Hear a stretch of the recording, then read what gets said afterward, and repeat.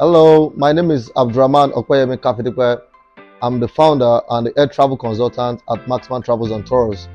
So we're setting up this video to help you answer the frequently asked questions that some client needs to pay consultation fee for. So this serves as a basis to answer questions that you might not need to pay consultation fee for. So I advise all of you to watch this video to the end.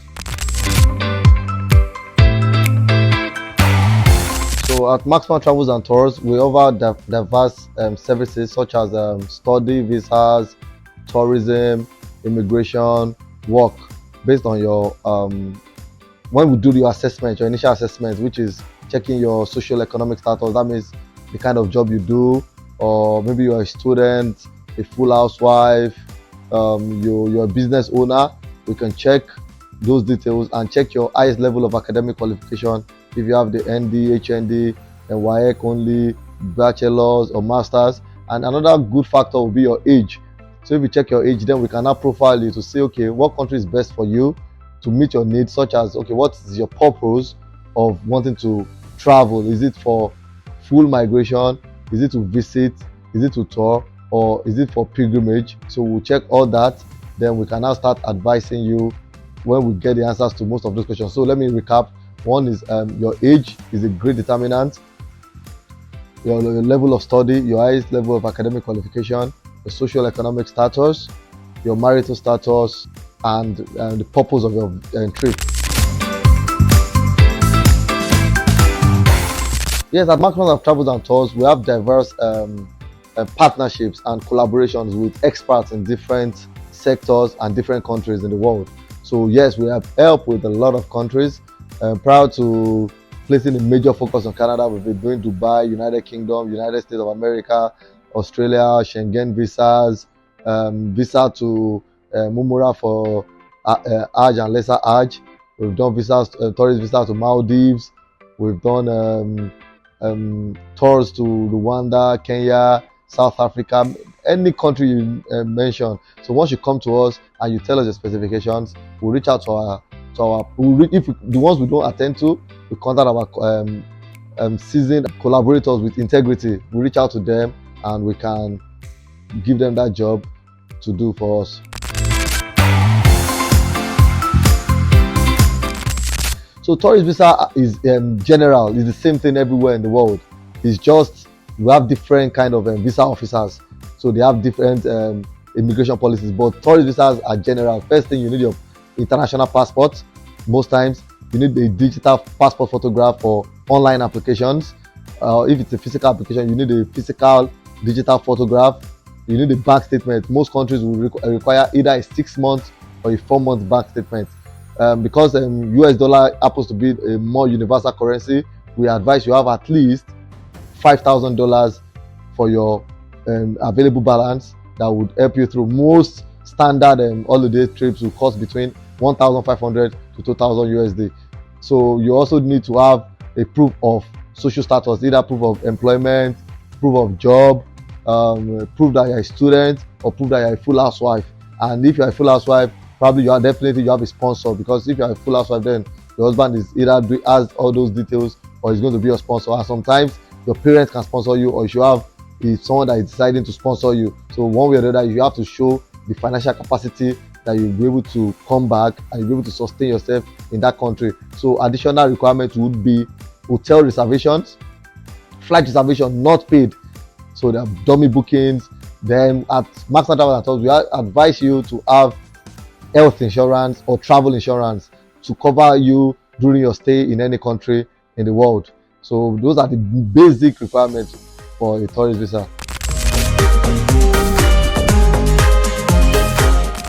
Yes, we assist with permanent resident applications. So number one target, in the world, we know that Canada happens to be one of the strongest hold when it comes to permanent residency. So we assist. What we do is you come around.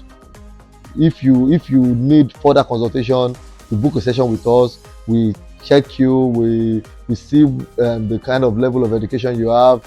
We advise you on the kind of English exams you are going to write, the required scores, and we can also as well use the ranking tool to check your CRS scores for Canada. And for Australia, We also help with the permanent residency as well, even for the United States of America, which comes more like you coming in with like a work permit first before you migrate to the green card. But out of our whole analysis, the country with the most straightforward pathway when it comes to permanent residency is Canada.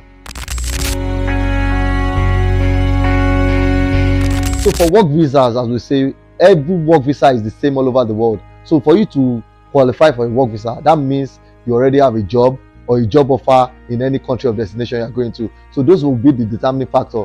So if you have a job offer in any country you're going to, the processing time for a work visa will not be determined based on the policies set aside by that country. So for Canada, it's between 100 to about 200 days, which is about like 8 or 9 weeks to as long as 6 months or 12 months for the processing time for the work visas. For the US, it's almost similar. For UK, it's shorter. But as I said, you need to have a job. And most work permits now are quite scarce or quite on hold now, because most employers over there already have local people to employ, so they are not seeking for a lot of international workers. But as we said, anytime we have that pathway fully in motion, we are going to post it on all our social media platforms. Yes, but we do help with work visas. So for visa applications to be online or physical is dependent on that country's immigration policy. For a country like United Kingdom, you can start your application online, but you still need to visit the embassy for your thumbprints, your biometrics, and also sometimes you have options of submitting your documents online, or you can as well come for working services to submit your documents. For countries like Canada, you have the paper application and you also have the online application. For United States of America, the tourist visa is fully online, but you still have to visit the embassy for your interview. For Australia, it is online and they also have paper applications. For Schengen countries, it is online, but you still have to visit the embassy in your location or the closest location to you to submit or to do your biometrics. For Schengen, there's a partnership with VFS Global where you go ahead and do your biometrics. So some people have fully online and some people have fully paper, but now most countries are already doing hybrid, so you can either do online or you do paper submission.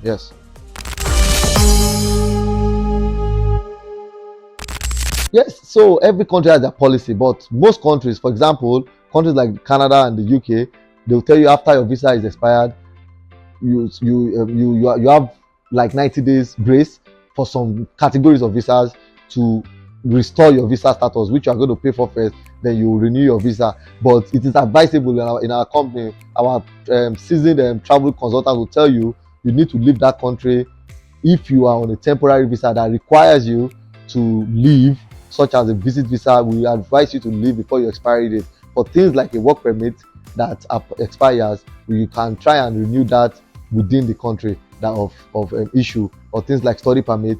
But we advise you that don't let your visa expire before you renew it at all.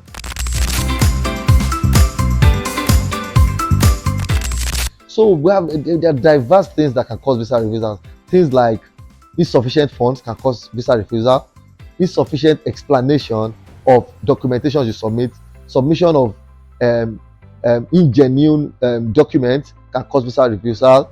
Some countries, their visa options might require you to have done multiple visits to other countries before applying for them. That can also cause a visa refusal. Another thing that can cause visa refusal is based on the visa officer. The visa officer, you can meet all requirements, and the visa officer might not find you eligible for that class or for visa at that time. And also quota. Every country has their yearly quota. You might submit your application when that yearly quota has already been met. That can also cause visa refusal. There are many options, but for now, let's stick to these ones we've listed.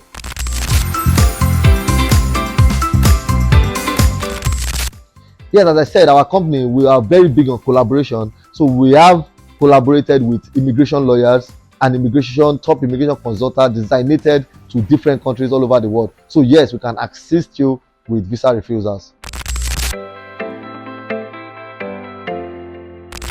So in terms of packaging of documents, we don't do that. We can guide you, tell you what. That's why we are a travel consulting firm. We can guide you on what and what you need, and we'll advise you. If you submit any document, try as much as possible to submit only genuine documentations. So we can guide you, we can refer you to our partners for, like, you need the travel insurance.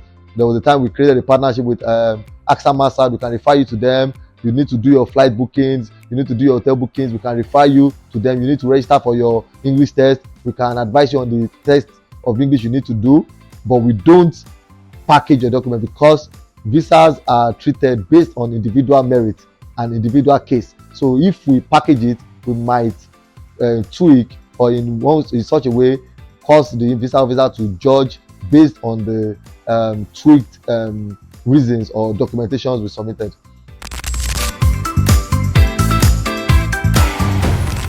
We do assist with family or dependent application, because most countries are very big on spousal immigration. So we assist. There's no way you decide to travel, you want to take your spouse, we are there to assist you, to guide you. But in our country, we are a bit more systemic and a bit more conservative. So we might tell you, you people should have a family meeting and decide on who is going to go first, so that it can save you cost on providing of financial support, and it's also enable one of the family that you have agreed on to go to be able to acclimatize with the new terrain they are going to be sure they'll be able to cope with their spouse and their kids there, so that they will not end up turning illegal in that country. So yes, we assist with family and children immigration. Yes.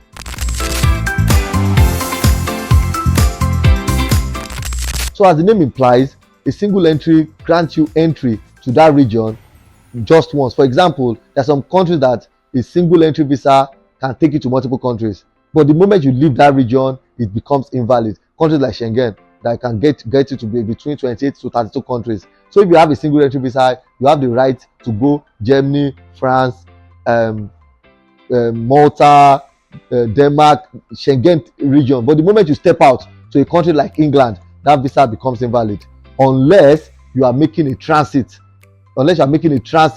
through those countries.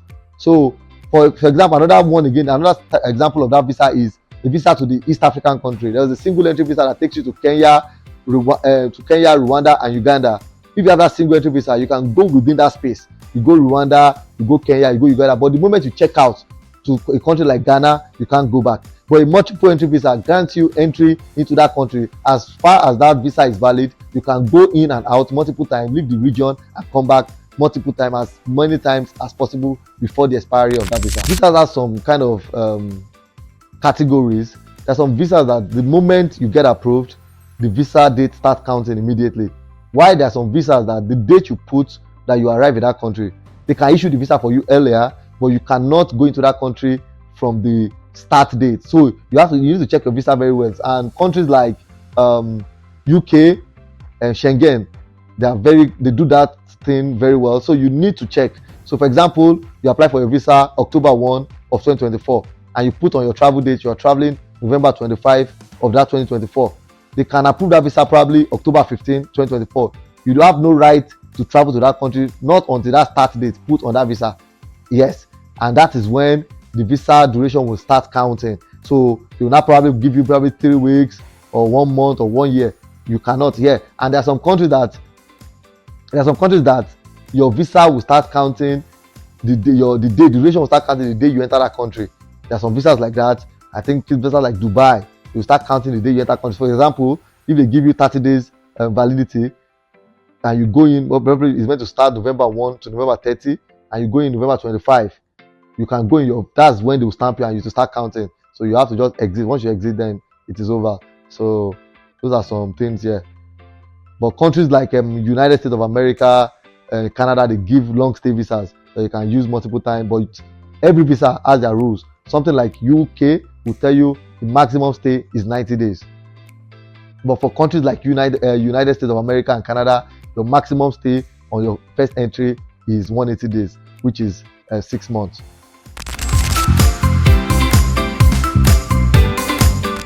So tracking of your visa application varies.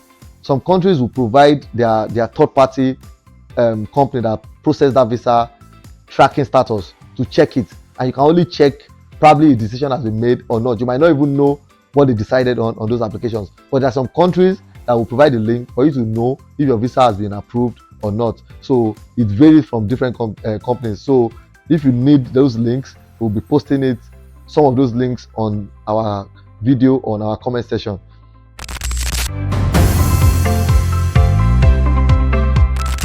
So well, with statistics from 2023, Canada was rated the best country. So English speaking countries are the best countries to migrate to. Then you can also check their living cost and their GDP in those countries to see the countries that you fear the most. But based on our own data analysis at Marksman Travels Tours Limited, we advise you that countries like Canada, United Kingdom, United States of America, Australia, and the Schengen areas are the best countries to migrate to.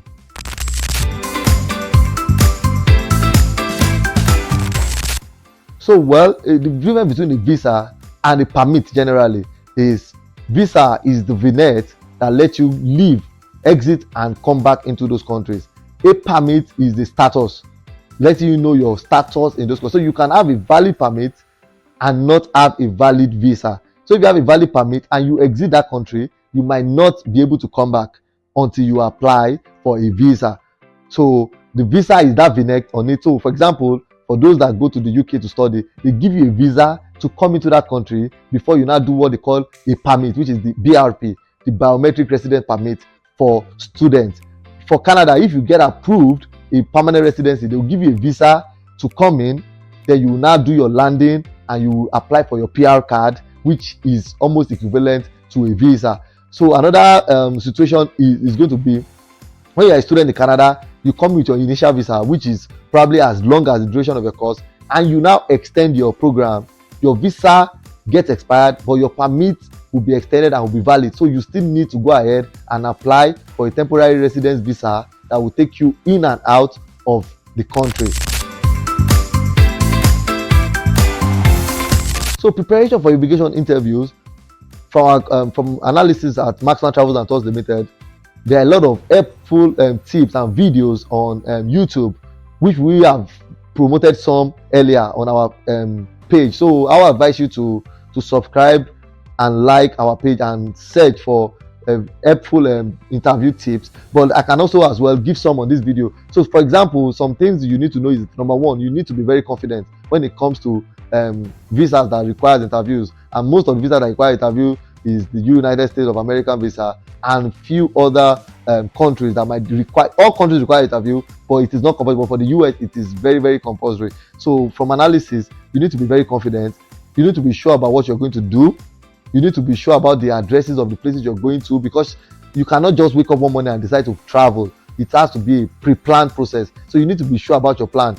So the moment you are faking your plan or you are lying about your plan, the visa officer has 99.9% chance to detect that you are lying. So what I'll just advise is proper planning before going for those interviews. Know your locations, know the travel times, know some tours in that country. If you are staying with family, have their address off by heart and know their numbers. You might not need to cram the numbers. You might even write it down, bring it there. You know the airport you are going to land. You are aware of, you can as far as knowing the weather condition in that country, because if you say you are going somewhere, you need to know the weather, you know the currency of that country, you need to know the mode of transportation. Oh, is there Uber? Is this place? Because there are some places even in far away first world countries that they don't even have solid transportation, because they might be outskirts, and you say you are going there and you are saying you will go through Uber. So you need to be very aware of that terrain. So I would just advise you, do a lot of research and be confident enough to go and face the visa interviewer. Yes, the student visa is one of our key components at Marksman Travels Tours Limited. We've assisted with many student visas. We've assisted with over 1,000 student visas. Yes.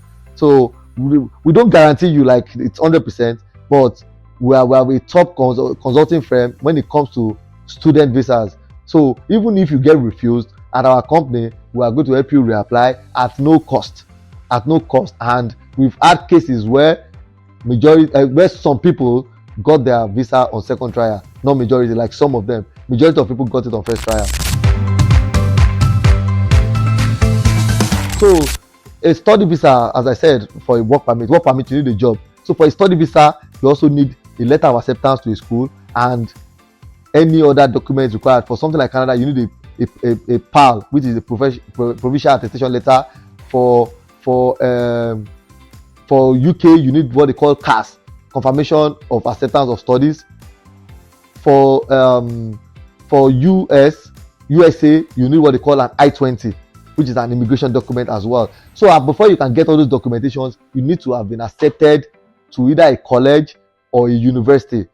So, and most colleges or universities now around the world requires you to pay a deposit to the school. So every colleges or school has different admission terms before they issue you those immigration documents. So some of the documents required to get admission, general documents, you need a digital passport photograph, you need an international passport, valid international passport, valid for more than 6 months, or valid, we advise it is valid for more than the duration of the program. You need to have your high school results, which is either WAEC, NECO, and you probably need to have a scratch card. Some schools will require you to have a scratch card. You need your official transcript. If you are going for something more on the postgraduate level, you need your official transcript from your higher institution, be it HND, bachelor's. You need an official transcript. You need your official WAEC certificate. You need a valid email address. You need a valid phone number. You need a valid house address for correspondence. Yes, so after that is done and you've written your letter of intent or your statement of purpose, then you get admitted. You get all the documents after paying the required fees, either to get the I-20 or to get your CAS or to get your PAL. As I've said, I-20 is for the United States of America. CAS is confirmation of acceptance of studies, which is for the United Kingdom. PAL is the new one for Canada with your LOE. That is with your LOE, letter of acceptance, and your provincial attestation letter required for Canada. So after you've gotten that, then you now go ahead to the visa stage, which you are going to require. You are going to need proof of funds. Proof of funds varies from each country. For example, Canada requires you to have 21,000 Canadian dollars plus the balance of your tuition fee for your program.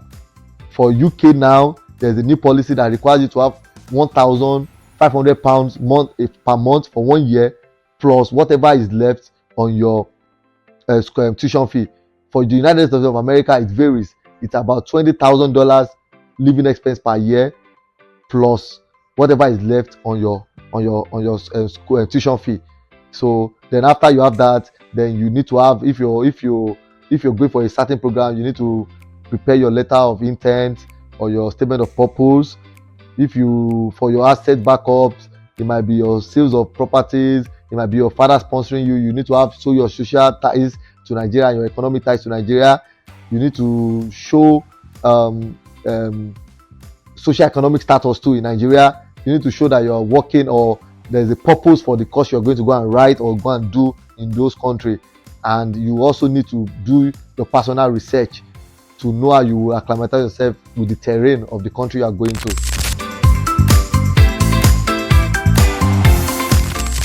So the best way to find jobs, based on our analysis and research at Marksman Travels Tours Limited, there are different job sites which we are going to be posting. Some of the job sites are LinkedIn, we have Indeed, we have Jobberman. You can go, in fact, you can get jobs with social interaction on Facebook, on via email, via job banks. Most countries have their job banks, so you register there, you look for a job. You can find jobs via peer-to-peer. You know a friend that is there, how can you help me get jobs? So there are diverse ways, but we're going to list more for you on this video. Yes, we provide professional support because at our company we are not only about getting you, we're also about securing the future and giving you soft landing. So we provide post-arrival support. We already have partnerships with people that does the Uber, with some organizations that can provide you jobs if you are qualified. where we have partnerships with some landlords in some terrain that can get you houses before you come. We have people that can accept you in their houses if you are well behaved and you have good history. So yes, we provide a lot of positive support. We also give you the welcome party for you to acclimatize to, for you to socialize. We also advise you on the do's and don'ts of that country you're going to, so that you can have a good standing both financially, academically, and morally. Yes, we can continue from where the travel agents are stopped, because there's always like a train. There's always a train that we're going to follow. We request your documents. The ones that they've already submitted, we can as well request notes from different immigration departments for them to let us know what has been submitted, and we can continue from there. Yes, we can continue. We can definitely continue from wherever you have stopped. All you need to do is be open to us. Let us know as it is. Don't hide anything. So yes, we can continue from there.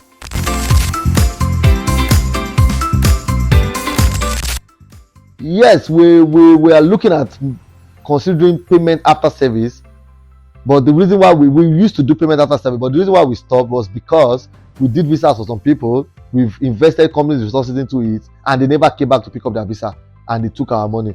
So that was why we stopped. So now we want to be partnering with religious bodies, with schools, so that they can serve as guarantors, that once these people are approved, they are going to help us recover our debt. So yes, we are going to be bringing that policy in place in 2025, but you have to have a guarantor.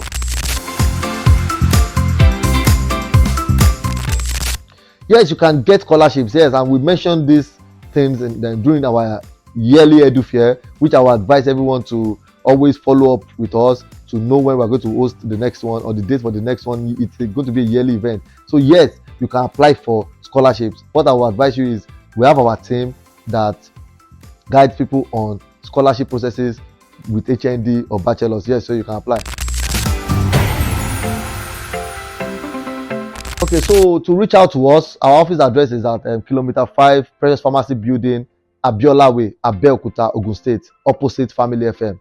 So if you want to reach out to me personally, you can go via our WhatsApp number, which is 08069719280, and book a personal consultation with the air travel consultant or any travel consultant available. And you can as well reach us via email at marksmantravelsandtours@gmail.com, or go on our website at www.marksmantravelsandtours.com.